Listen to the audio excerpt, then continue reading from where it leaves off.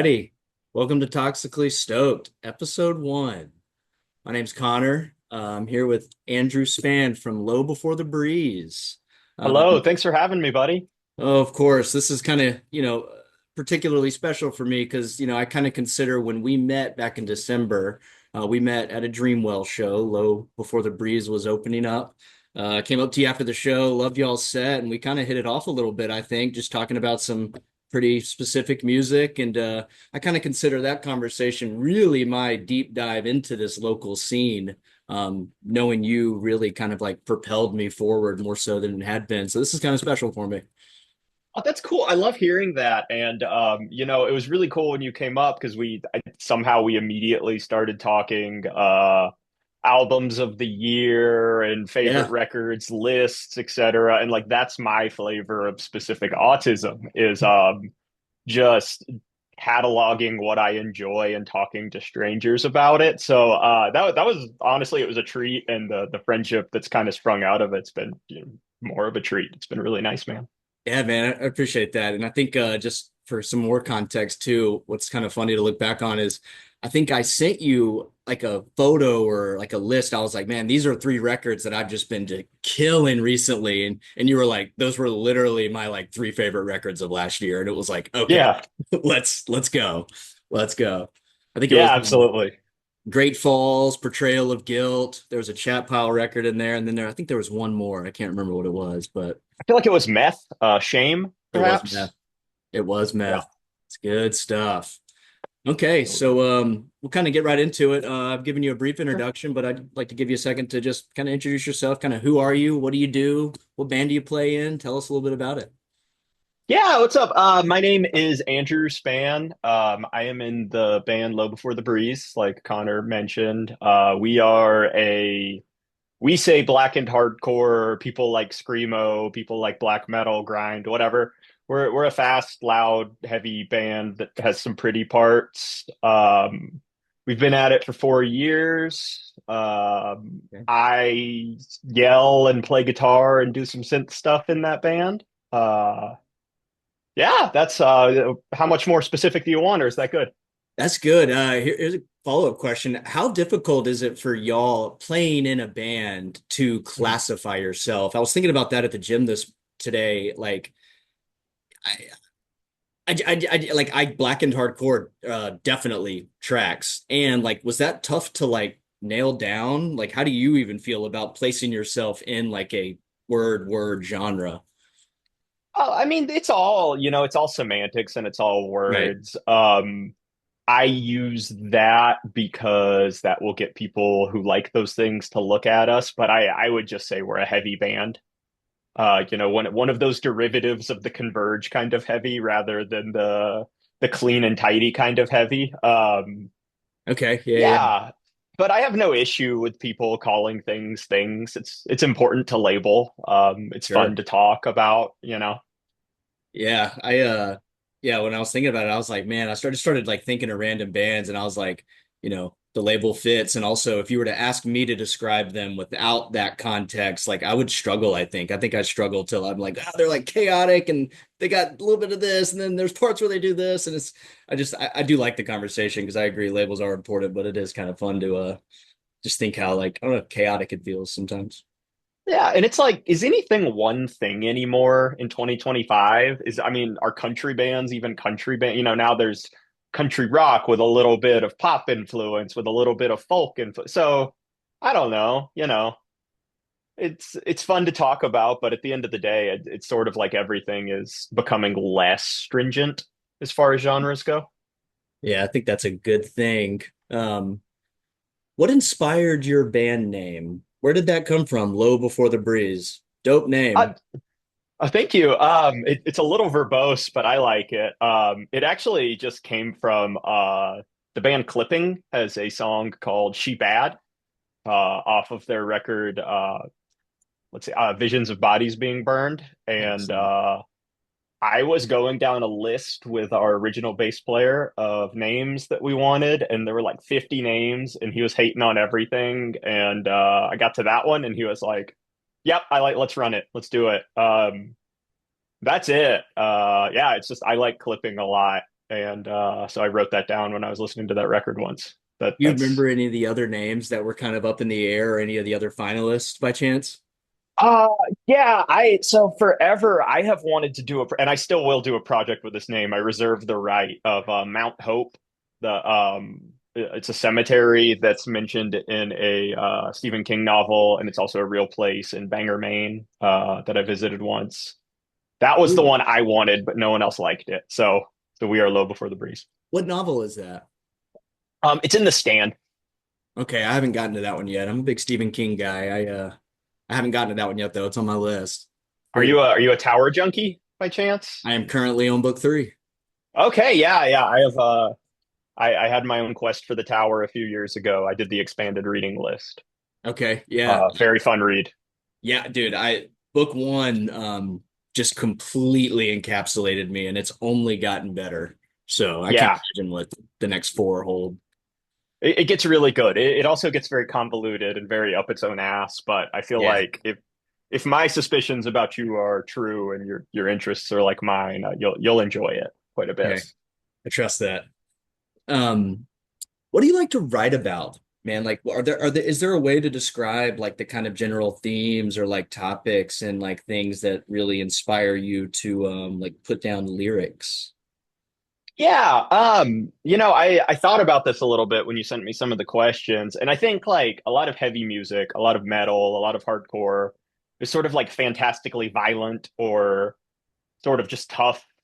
And I sort of like to write about the moments that are overwhelming emotionally in different ways. So I really like to talk about these moments of vulnerability, experiences, sort of filter my observations that way rather than I don't know, rather than being violent, I want to talk about being upset, I guess is the easiest way to distill it.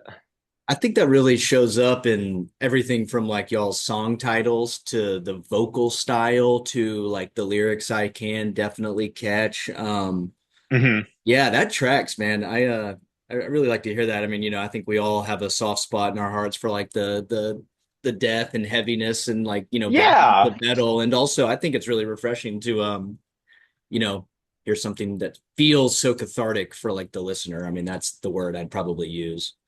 Well, thank you. I mean, yeah, don't give I love heavy music that's Hmm. mean. I love tough guy hardcore. Hmm. I love Dio. I love ridiculous metal about dragons, but that's just not me, and I wouldn't be authentic to myself if I was writing a song about like how tough I am or whatever. Rock and roll.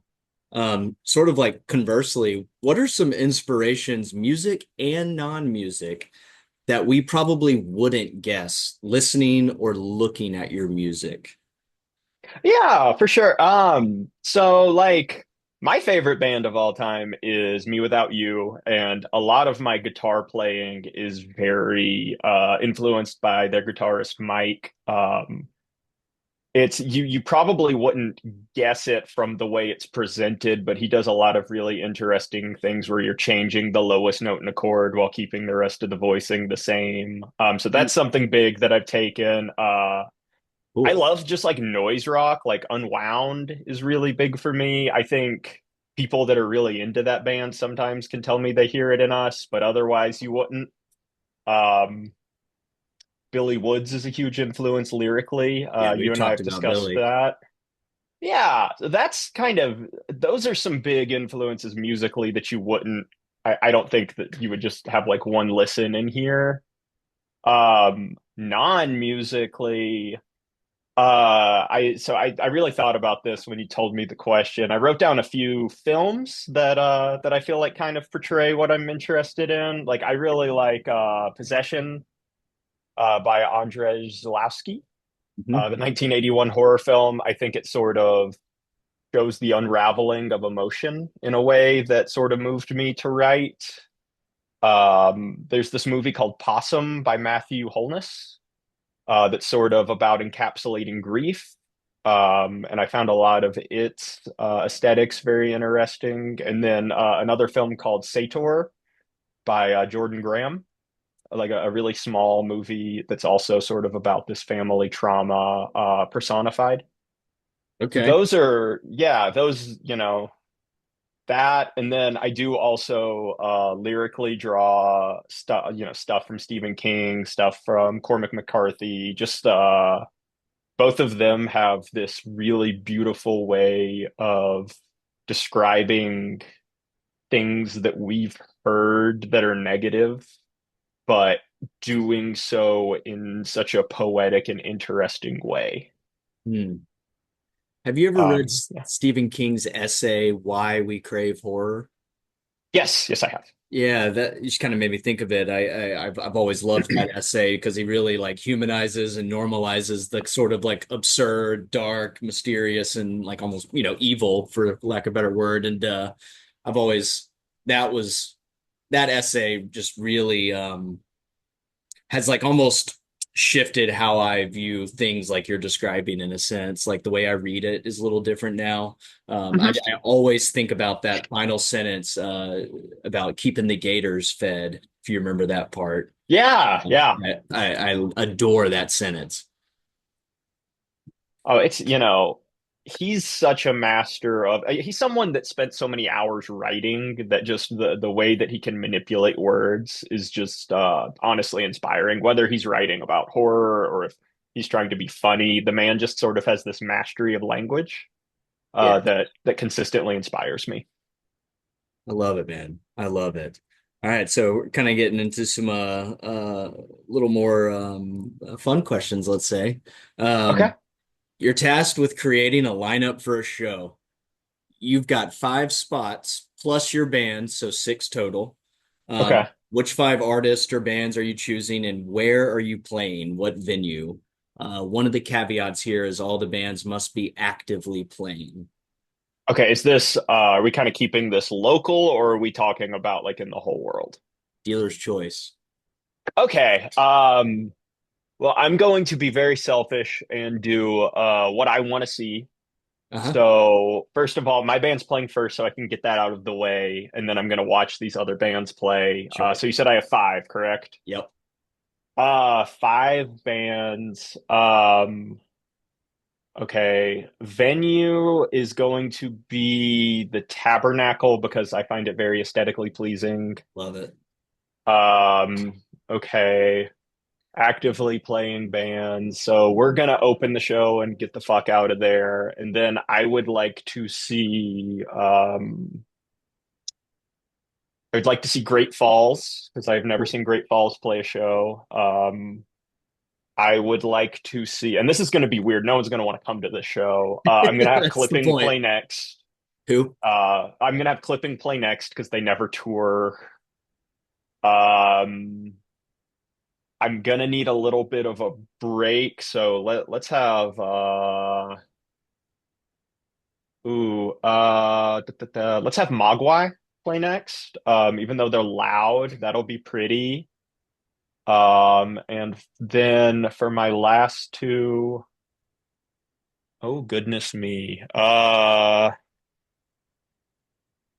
I'm going to say let's have, man, this is a hard question. Coming up with five's hard. I know. I'm gonna have the last thing I listened to before this interview was the new Deaf Heaven single, so I'm gonna say Deaf Heaven, and then last band headliner of this giant festival. I'm gonna make it completely left field, and let's have the National headline the show. Since no one will come to this show because it's so strange. Yeah, that would do it for me. I love it. Well, I'm going to be curious to see whenever whoever does this interview how diverse the lineup is. And by the way, I would be at that show. That sounds incredible. I love it. I love it. Sounds incredible. Um, Sort of a segue. Who do you think is the most underrated Atlanta band right now? Give someone a Uh, shout out. Easy. It shocks me that Apostle aren't the biggest heavy band in the world. Every day I wake up and say, why aren't Apostle huge? Now they before I was in a band, I found them just scrolling around the internet and like pre-ordered all their shit like a little fanboy. And now the fact Sure. that I get to be a peer of theirs. It's a treat. And I make Maurice blush all the time, telling him that he's like my favorite musician. But yeah, Apostle should be huge. Dude, you definitely put me on them as well. And in my gym, like albums of the gym, Mhm. pursuit, also inspired by your list that you showed me at the masquerade that evening. I played their Liminal EP, I believe, or Liminal album all the way through. Yeah. Dude, I mean, I ran it. It's one of the few albums that I definitely, as soon as it ended, I just kind of clicked back and just ran it through again. Like I just needed to hear that again. They are incredible. I agree. Yeah. Just, I mean, biggest sweethearts in the world, kindest people, but they also just happen to make some of the exact music that I want to hear. Sure. Man, I'd love to have one of, if not all of them on here one day, but that's for another time. Absolutely. Yeah. I can help facilitate that as well. Okay. Yeah, rock and roll, man. So next question, I just kind of have like to ask about a song title or an album title from whoever I'm talking to, and one that popped out for me, and I looked this up this week. Um, Uh-huh. apophenia. Yeah. What a cool word. And so Yeah. I'd never heard that word before, and I'd love for you to give us a little, just description of what that word means and how it translates into that song title. Yeah, absolutely. So to start with, we don't actually call the song Apophenia, which is funny. Okay, We call it Nora. And it was the first song that JB and I, our drummer, wrote when me and him met up, and we sort of reworked it and reworked it until it eventually made it out re-released under the title Apophenia. cool. And the Book of Nora was no longer a fitting title for it, so I came up with this. And apophenia is it's sort of the human mind has this tendency to see patterns in kind of like random things. It's just sort of the way that us or a lot of us are wired. And I was using that phrase to describe the experience that I was describing in the lyrics of the song, which I can get into if you want. I'd love a little rundown of it. Yeah, that'd be awesome. If there's any. Yeah, and this Yeah. is the title of that EP is It Kindly Bent Around Me, which also comes from that set of lyrics. And it was sort of a very quick distilled version is I grew up very, very religious, and had some weird traumas associated with that. And one day on a run, it kind of hit me that I didn't have to believe all of that if I didn't want to. And I felt this wave of comfort come over me that I'd never felt. It was sort of the comfort that religion had always promised. Mm. I felt embracing me at that moment. And sort of like that personification of that comfort was, in my mind, was me, seeing that pattern, seeing that connection. My brain had to quantify that comfort as, oh, this is that feeling of God. When in reality, it was just relief. Interesting. Yeah, it sounds like also maybe a hint of just that visceral realization that you can choose, Yeah, like a liberation, maybe. absolutely. A liberation's good. Oh, that rocks.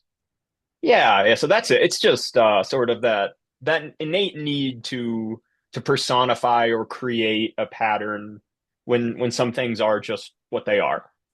Okay, man, I'm glad I asked about that. That's great. Yeah, I'd never heard that word before. When I was looking it up, I was like, man, I definitely do this, in a sentimental way as well, which I don't think is a bad thing at all.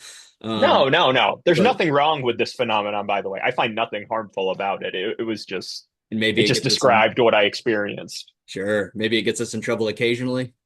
Yeah, yeah. What doesn't? Sure. If your band was a vegetable, which vegetable would it be and why?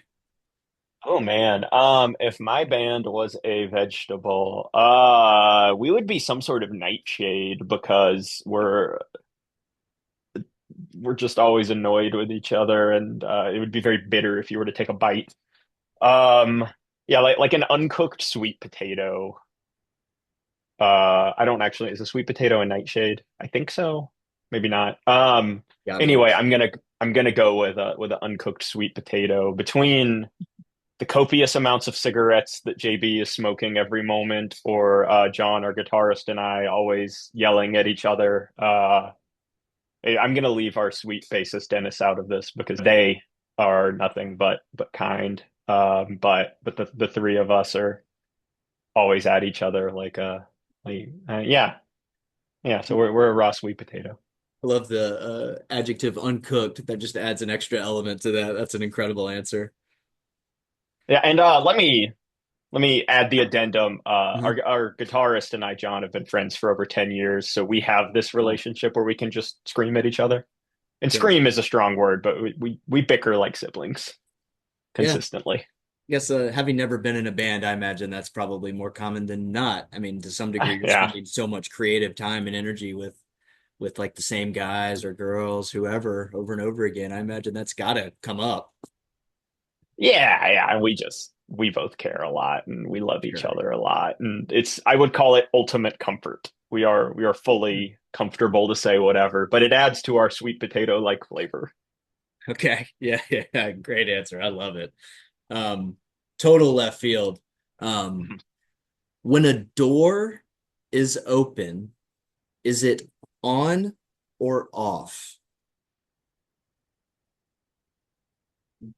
When a door is Um, open, is it oh on man, or see, off? I see. So a door's point, the point of the door is to let someone in. If not, it would just be a wall. So I'm going to say that the door, when open, it is serving its function. It is on. When closed, the door is off. Okay, so I've thought about this for a few weeks, and I'm going to ask everybody this. I think I agree with you, like kind of final answer. I think it does boil down to what you think the door's original function is. Is it to block and be able to open, or is it to open and also be able to block, basically? Does that make sense? Yeah, it's a question of really, it's a glass half full, glass half empty situation. Is the door invented because you want to invite in, or is the door invented because you want to keep out? Sure. Um, and I'm going to get very, very archaic with it and say that if we were to never leave, it would just be wall. So door is by virtue an in device. Okay. Oh man, I love it. I've gotten so many good answers from that question. I just again can't wait to see what everybody says about that one. That one broke my brain a bit when I first heard it. I was like, oh God. I'm Oh no, struggling I with could be convinced of anything here. I'm just bullshitting, but yeah. Um, are there more eyes or legs on planet Earth? um is there a right or wrong answer here? Do you know the answer? No chance. No.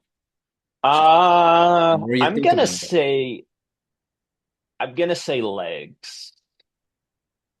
I'm gonna say legs because of the number of legs of centipedes and millipedes, etc. Versus I know now there's a lot of things with a lot of eyes, but I'm gonna choose legs. Okay. Yeah, it's that question seems to often boil down to the centipedes, millipedes of the insects and like anything aquatic without legs, right? Sure. I think That's fair, yeah. it kind of depends on however many of those there are. I don't know. That one also sort of whenever I drift off thinking about that, I'm like every time I talk myself into an answer, I talk myself out of it. That's very fair, yeah. I am not sure. I'm gonna go with first instinct here. Okay. Love it. All right, so next question. You are Mhm. in a coliseum, and your task is to fight off waves of attackers. Here's Okay. the waves, sort of in order. So wave one would be one first grader. Wave two would be two second graders, three third graders, and so forth till you get to, 12 12th graders. And then if you go beyond that, 13, let's say like 19-year olds, 13 or 14, 20-year olds. Okay. How many waves could you fight off? And to be very clear, no one really gets hurt. Think of it Sure. like a Pokemon battle or something. But how many could you successfully defend yourself against? And you have to do them back to back. Okay, so it's building.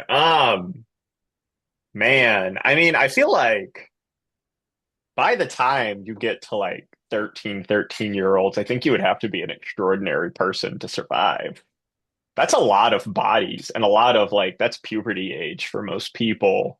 Well, so to be clear, after 12th graders, it would 12th, be, 12th graders, not yeah, 12th. yeah. So whoops, whoops, whoops, whoops, whoops. Yep. So until 12, it's by grade. Yeah, sorry. Okay, so that's my bad. Jesus Christ. I wouldn't make it long. I God. wouldn't either, dude. Six. So wait, it's by I don't know. Like the eighth graders would probably kick my ass. Eighth graders. Probably, yeah. They're big by then, and eight of them. That's a lot. Yeah, yeah, man. As I've been thinking about this myself, I definitely feel confident beyond like maybe five fifth graders, and after that, it gets a Sure. little blurry for me, especially when you compound that you're doing it back to back. Yeah, I don't know. I don't know if I'm mean enough to like to survive very long in this situation. Like there's a point where they're so little. Like, yeah, Right, that's right. fine, but eventually that becomes a bit of a nightmare. Yeah, yeah, yeah. Well, Excellent question. That's very fun. hopefully none of us ever have to be in that situation, but you know, now we at least have an expectation of ourselves. Absolutely, yeah. Um, dude, if a crystal ball could tell you any single truth about your life, the world, anything else, what would you want to know? And so to kind of set the parameters here, like Mhm. it could be like if you've ever thought about the questions of like, when you die, you could get like a stat sheet of all the times you've done or not done something. You could go that route. Right. You could know like who the one true religion is, if even applicable. Anything at all from the most mundane or interesting or like big concept. What would you want to know? I would want to know what mastering does to a record. Interesting. Uh, Okay, say more about because that. because nobody knows what mastering does. It just makes it Okay, louder. You give some guy $300 and then your record's ready to stream. No, that's a joke. that's funny. Um, ah, Dude, I mean, kind of a cop out answer, but wouldn't it be really nice to know like the big lottery number just so you could then live your life Hmm, helping other people and doing what you want instead of working? sure. That would be sick. I don't particularly care what the correct religion is. And yeah, I don't like want to know when I die or when people that I care about will die. That's stressful. Yeah. Yeah, I want to know what mastering is, and if the crystal ball doesn't know what mastering it is, I will take the Mega Million numbers. Okay, rock and roll. Some of the students I've worked with, I've heard some answers like how many times I almost died but didn't, would be kind of just an interesting number to Right. be like, who knows how, like, I mean, just kind of in that like final destination, like serendipitous way, like how many times you have been completely unaware that you were in like a butterfly effect sense, Right. one step away from something like tragic. Do you want to know that? Do you I want to think know maybe that? towards the end, and that's a great question because if it didn't happen, I'm a little uncertain how that would affect me. I mean, I think it obviously would, but I don't know how it would. It's like, Yeah. I don't know. I I think I tend to approach the world that the more I learn, the less I like it here. So I don't know if I really want to know that much. That's Okay. scary. It is scary. It is scary. I would never want to know anything about my actual death, though. That would, I feel like, Yeah, ruin your entire life. that would I personally wouldn't be able to cope with Yeah. knowing that. Even if it was 80 years down the road, it would be weird to have a number. Yeah, sure. Or like how many times you like, I don't know, like said shit or something. I think that would be another funny one just to have like a big stat sheet of like all the words you've used and like how Yeah, many times you used them all. I think that'd be wild. that would be fun. Yeah, I would like to know how many times I was just wrong and no one correct. How about that? I would like to know Ooh. how many times I was fully confident and just convinced other people. And like I, unknowingly, like I was just wrong about describing a math problem, and everyone was like, "Yeah, that is it." So Oh, we'll go with that one. that's a great answer. I love that. Okay. Yeah, yeah, yeah, yeah, yeah. How many times wrong? Okay. Um, I'll write that down so I remember it. We, we interrupt this program to bring you. Are you generally content with and or grateful for your lot in life? Do you have obnoxiously healthy habits that infuriate your peers? Like taking leisurely strolls in the morning to see the sunrise, or meal prepping so that you can have a more productive week? Have you cut out depressants like alcohol, tobacco, and caffeine by maintaining a strict regimen of exercise and gratitude? Try doom scrolling.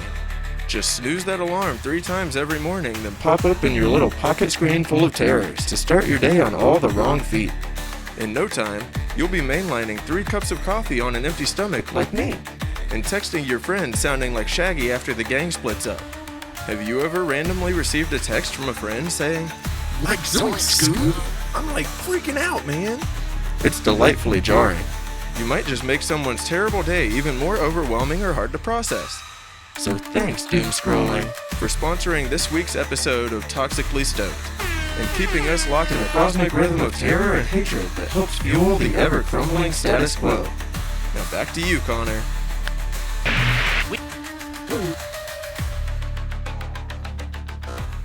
Are you familiar with the trolley problem? Yes. Okay, here's a version of it. Okay. There's a trolley barreling down a track. You are at a lever. If you do not pull the lever, the trolley heads straight forward and destroys your all-time favorite band, which earlier you mentioned was Me Without You. Yes.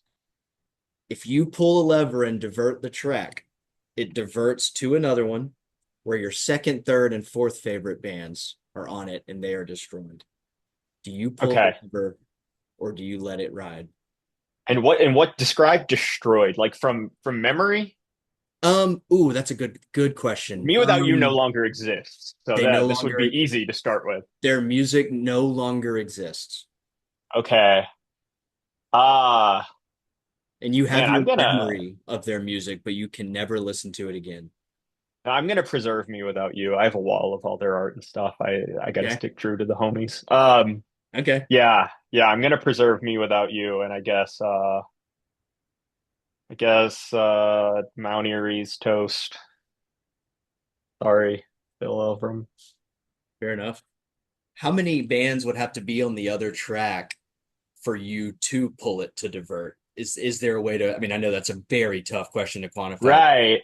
but is there like a rough guess you could give? Like, Ah. Um, you know, it would take like 10 bands, I think. I have an unhealthy obsession with the artistic output of Me Without You. So it would take a lot. There's other bands I like a lot, but this is like my comfort thing. sure. So like life would be hard without their music. Yeah. Sounds like you're toxically stoked about their music, huh? I am certified toxically stoked about Me Without You's music. Excellent. Okay. Yeah, I'm curious to see people's answer to that too, because again, I've struggled with that one just thinking about it myself, man. Like how many bands it would take for me to divert and frankly, depending on the day, like I mean, I guess I do maybe have like an all-time kind of favorite band, which might be Tool. Um, Mhm. to get rid of their music, it would take quite a bit on the other track. But I don't know a way to quantify that, man. It's tricky. Yeah, it's hard. It's very hard. Who's the best rapper currently alive? It's Billy Woods, no Okay. question. Billy Woods. I think he's everything that I have ever wanted out of a hip hop artist and more. I adore the man's music. Um, I'm not one to kind of quantify like the skill of hip hop. Like I don't really care about how talented as like linguistically someone is. I just think that he has this ability to craft a narrative almost in the way that like a folk singer would. It's just sort of this journey that you can go on. But he also, does weird abstract exploration stuff that sort of what I mean by and more. I didn't know that I wanted that out of an artist until I deep dove into his catalog. So yeah, I like Billy Woods a lot. Okay. Yeah, one thing about him, we might have talked about this in the past, is like there are times where I hear songs from him and it's almost like I don't know a better way to describe it. Like it's almost challenging to like see what the song is really doing. Like I'll listen to a song and I'm like, man, that just like I liked it to some degree, but it didn't feel like it felt very choppy and like kind of weird. And then I listened to it again and again, and I'm like, oh, I was just listening on like the wrong like frequency or something. Like I don't really know how to describe Sure. that. It's so bizarre and like it keeps me just coming back and back and back and back. Do you have that Yeah, feeling for him as well? I don't know if you're like me, but I didn't love most of my favorite things the first time I heard them. So I appreciate something that I kind of have to work for. I think that's when I know I love something, when I'm like, okay, I didn't understand that. Let me go back and kind of dissect and yeah, I just love stuff that keeps me coming back. I think it's very fun.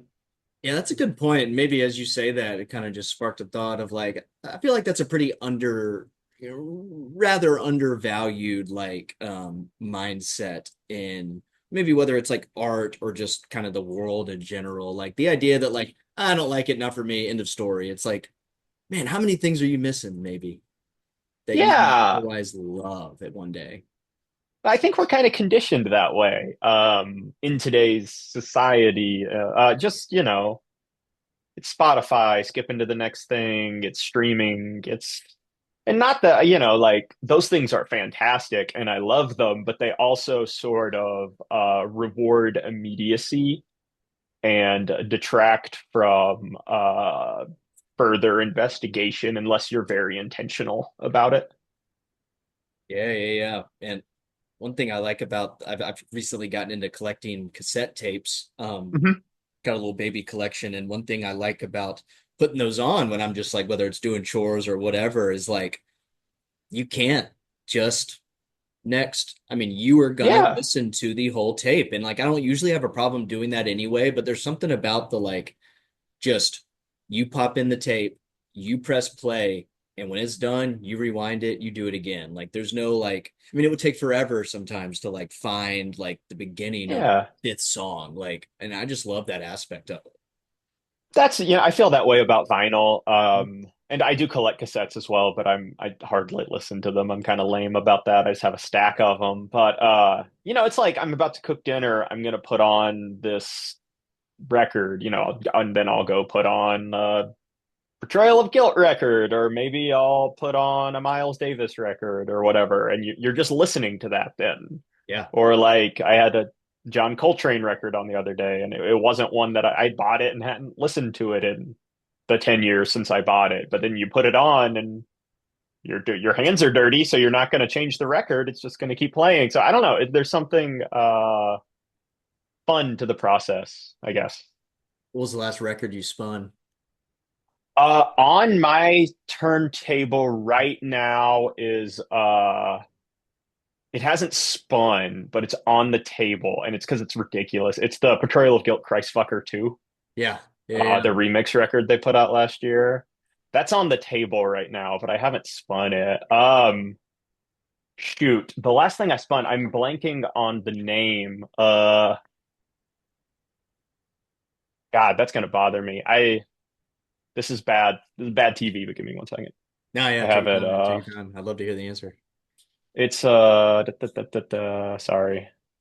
I have it written down though. Is this the list? Yeah, I'm just going on to my list because I'm such a loser. I can't remember one of my favorite records from last year. It was the Spectral Wound, Songs of Blood and Mire Victor Wood. record. Okay. Songs of Blood. Um, No, I've definitely never heard it. I maybe heard of it, but oh, it's fun. It's sort of like cheesy black metal.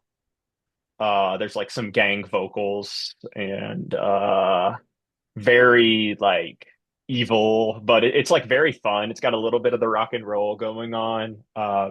okay. Yeah, that's sitting behind Christ Fucker 2 on the table. But that's the last one that properly spun in the living room. Okay, I'll have to check that one out. Yeah, appreciate the recommendation there. Um, Yeah. Who do you think is the best rap? If it differs, who's the best Huh. all-time rapper, dead or alive? Does your answer change at all? Doom. It's MF Doom. Rest Best in rapper. peace. Yeah, rest in peace, all caps, everything. Daniel Dubill. Yeah, I don't know. I think he has everything that's amazing about that old school of hip hop where things felt a little bit more innocent, maybe. But he sort of like ushered things into the modern age with some of his techniques. I think what he did with sampling, though he's not certainly not the first and not the last, his take on sampling and his sort of like contributions to abstract hip hop sort of really paved the way for most of what I like.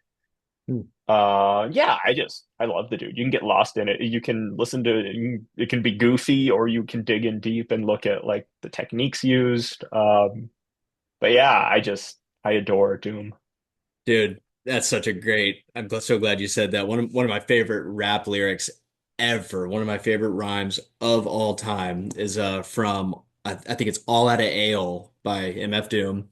He Mhm. says one for the money, two for the better green, three, four methylene deoxymethamphetamine. It's such a good line.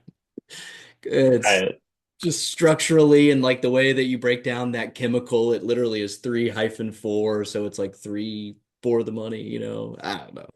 Doom, he's he's otherworldly. just an incredible guy. Yeah, just a once in a generation talent is, dude is just all kinds of inspiring. If you've never heard it, he did a Red Bull session where he just talked Hmm. about his career for like an hour and a half, just answered Ooh, questions about his life. It's something that Red Bull used to present. I can't remember the name of the series, but okay. it's online. It's great. Yeah, I don't know if I've ever seen anything of him talking for that long.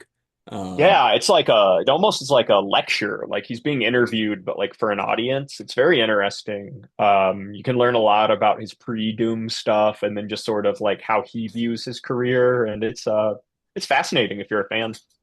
Big fan. I will check that out. Um, all right, so sort of coming back to the band, this will be sort of Sure. an analysis of the members in a hopefully different light. Are you aware of the show Alone? Alone. It's like a reality kind of competition based show. I probably know it, but could you refresh me? Yeah, so basically what they do is they take contestants that sign up for it. They're usually like outdoor wilderness survivalist type. Let's say it's like backcountry Alaska. They are Mhm. so far away from anything civil. Um, Okay. and they drop each contestant. There's no way for them to get with each other usually. They're allowed to bring, let's say 10 things, and then Mhm. they just stay out there as long as they physically can without Oh, knowing if anybody else is tapped out. So like there's no frame of like if you're the last one left or if there's 10 people left, but it's a okay. survival show. I mean, you have to like kill your own food, you have to forage your own Okay. plants, like everything. So you and your bandmates are on alone. You're all dropped Okay. into the backcountry of wherever by yourselves. You've got, Whew. whatever your gear that you brought is. Who Okay. survives the longest or who lasts the longest? Oh, JB thrives. Our drummer JB just survives, and the rest of us die pathetically. Okay, With different levels of bravado, but that was quick. uh, yeah, yeah. JB lives forever. He never comes back. He is the god out there, and the rest of us die quickly and embarrassing. Okay, how long have you known him? I met JB in 2021. On He answered a Craigslist ad, and I drove to his practice space, and we started this band. It was Oh, very interesting how it worked out. okay. And where did we pick up the other two members? Yeah, so initially it was me and JB and a bass player named Travis, who's one of my closest friends. And he wound up moving away to pursue a PhD in Lawrence, Kansas. Hmm. We went through a couple of other bass players, and eventually my dearest friend in the world, John, filled in on bass. We found ourselves without one. And when I asked him to join, he was like, I will not play bass, but I will play guitar if you would like to expand to a four piece. We did that. It's been great. It's taken a lot off of me because I Hmm. do not know how to play guitar. I just hit it and stuff happens. So he knows how to actually play guitar. That Okay. sort of helped us out. And then Dennis also was off of Craigslist. Dennis just answered a Craigslist ad to play bass. Incredible. And we have this one particularly difficult and fast song called Each Week No Reflection. And they just texted me a video of them playing it. Or they learned it by ear. And I was just like, yeah, it's your gig if you want it. That's insane. Whoa. And that was, gosh, that was just like, oh, like late August of last year. And then they hopped in the van with us and we were on a tour like right in the middle of September. So Dennis learned really fast. Oh, that's incredible. Yeah, that's definitely feels like a quick turnaround. And man, I mean, I have the one frame of reference when I saw y'all. I mean, it seemed to be clicking. Oh, yeah, that was sort of the secret sauce was Dennis. Dennis changed everything. Having them, they're the best guitar player in the band, which is very funny. They Okay. don't play guitar in the band. They're just an incredible musician with this ear for anything that I may, any stupid idea I may have, they can make work. I So love it. yeah, it's great. You said it's JB, B as in boy. JB. Yeah, I like Jonathan. Okay. Goes by JB in Okay. boy. So he's surviving and the rest are out of here. Yeah, we're all fucking Dennis is gonna trust something and it's gonna consume them. John's gonna be really confident and get fucking chased down by something and Like I endangered might just species. yeah, and I might just curl up and die. I don't know. Fair. Yeah. Um, speaking of the band, and I recognize this could probably be a tough question, so feel free to take a second to think about it. Sure. Is there anything or something that you wish more people either knew or understood about your band? Yeah. Yeah. I thought about this when you sent it to me. I thought about it a lot. And it's gonna kind of go back to, I think we present really, really aggressive, especially on stage. I go out of my way to present aggressively and a little bit manic. But I think what I settled on is what I want people to understand is that no matter what I'm processing through these lyrics, no matter how negative the experience seems to be, the thing that I will refuse to compromise on and the thing that I refuse for our band to compromise on is our innate kindness. Hmm. I want to always put kindness first towards fellow people and towards just our existence, and I won't let all of the negative things I choose to write about take that. So, you know, is not maybe my next question isn't is that difficult, but like how seductive or how blurry does it get when you're sort of constantly, let's say, writing about, I mean, let's, call it what it is, like potentially very dark things, ultimately cathartic. But like, Yeah. does it ever get blurry where it like kind of maybe tend like rubs off on the other way? Or does it always stay cathartic? No, no. I've gone to very dark places, kind of reveling in my lowest moments. But what I refuse to do is to allow that to turn me into Hmm. someone that, the opposite of kindness, whatever that may be.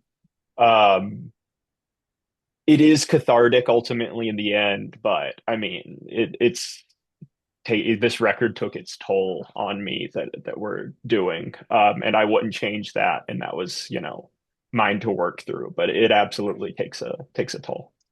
Okay. Yeah, man. So we're kind of approaching the end here, and that maybe what you just said it bleeds Mhm. into the sort of, maybe send off question, let's say. What's next for Low Before the Breeze? What are you most excited for? And you just mentioned an upcoming record, it seems. Is there anything you can Yeah. say about that? I mean, I think we are all pumped. Oh, thank you, man. Yeah, this will be kind of the first public mention of it. So I'm going to keep the title secret for now, but in a couple weeks, we're going to be formally announcing a full-length record. which is really a dream come true. What I'm most excited about is I think for the first time we are going to have music on the internet that accurately captures the kind of band we are live.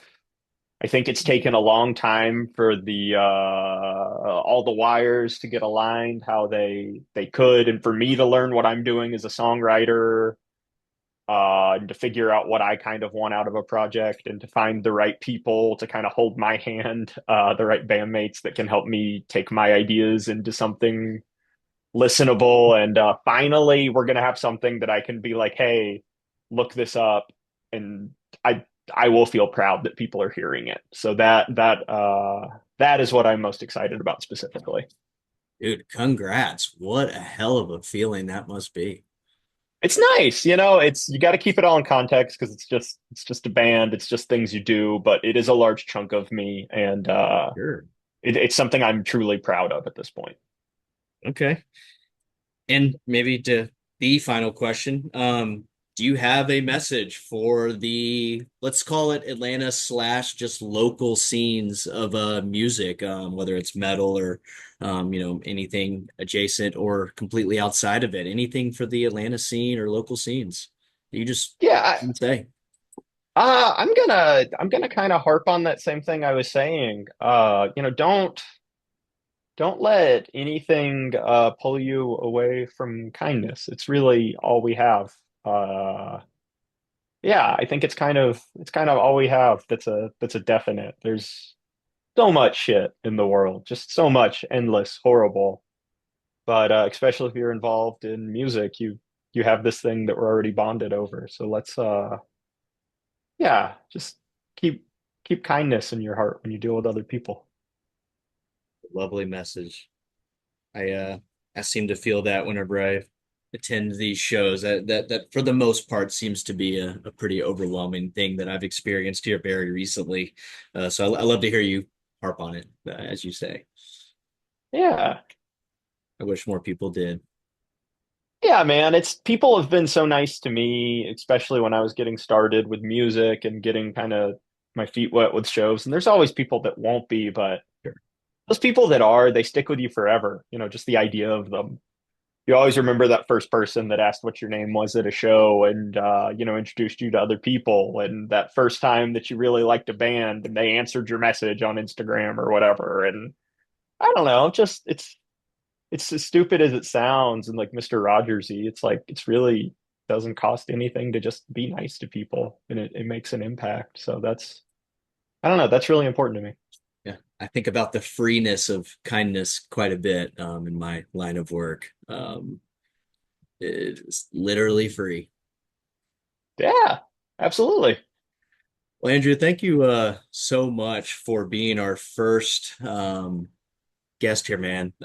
This was a blast. I loved hearing some of your answers to the left field questions, and also just loved hearing more about Low Before the Breeze. As a big fan, I'm super excited for y'all. I think I can speak for the Toxic Stoke community. I think we are all excited to hear what's coming up next. So we wish you the best, and let's talk soon.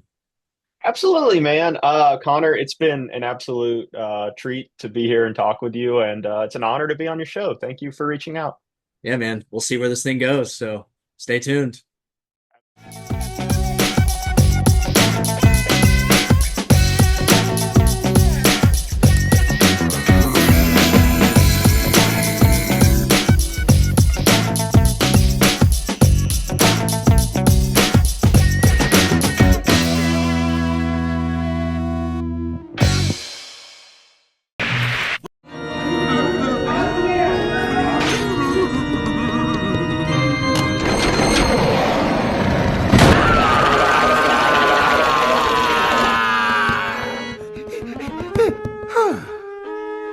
I just know something bad is going to happen.